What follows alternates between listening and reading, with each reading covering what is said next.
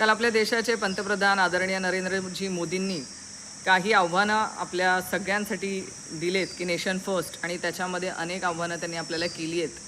पण त्यामध्ये माझी त्यांना विनम्रपणे विनंती आहे की हे आव्हानं आपण स्वतःपासून आणि आपल्या सगळ्या नेतेगण असतील, मंत्री महोदय असतील, यांच्यापासून हे सगळ्या गोष्टी आपण पहिले अंमलात आणायला सुरुवात करा. गेल्या निवडणुकीमध्ये जर 5 राज्यांच्या निवडणुकीमध्ये आपण बघितलं असेल तर आपण दणदणून तिथे प्रचार केला, प्रचार सभा घेतल्यात, पैसा खर्च केला, सगळं झालं, आणि ते 5 राज्यांच्या निवडणुका आटोपल्यानंतर आपण आज हे जनतेला आव्हान करतोय. बरं, तेही आम्ही मान्य करू की आखाती देशामध्ये युद्ध चालू आहे आणि त्याच्यामुळे आपण आव्हान करतायत. पण आपणच स्वतः येत्या 8 दिवसांमध्ये कुठेतरी विदेश दौऱ्याला जाणार आहात.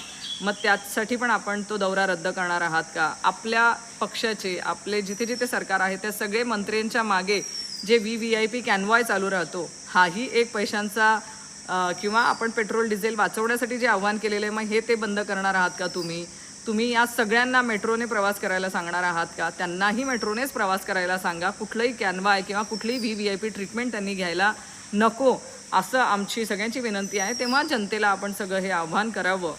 माझी त्या निमित्ताने आपण सगळे जे आमदार, खासदार हे सगळे विकत घेण्यासाठी जो लाखो करोडोंचा पैसा आपण खर्च करतायत तोही थांबवावा.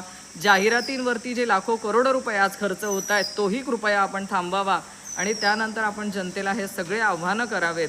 शेवटी काल जे तुम्ही आव्हान केलेलं आहे हे फक्त आणि फक्त आपल्या नियोजनाचा अभाव दर्शवतं आहे. कारण जर युद्ध होतं आहे आणि युद्धासाठी आपण आपल्या देशामध्ये मुबलक सुविधा किंवा ज्या लोकांच्या इच्छा आहेत किंवा लोकांच्या गरजा आहेत त्या जर आपण पूर्ण करू शकत नसू तर हे कुठेतरी नियोजनाचा अभाव दर्शवतो आहे, आणि तोच अभाव हे कालच्या आपल्या भाषणातनं दिसून आला आहे. माझी सगळ्यांना म्हणजे नरेंद्रभाई मोदींनाही विनंती आहे की सुरुवात ही आपल्या लोकांपासून करावी आणि त्यांना काटकसरीने जगायला पहिले आपण त्यांच्यापासून सुरुवात करून शिकवावं. धन्यवाद.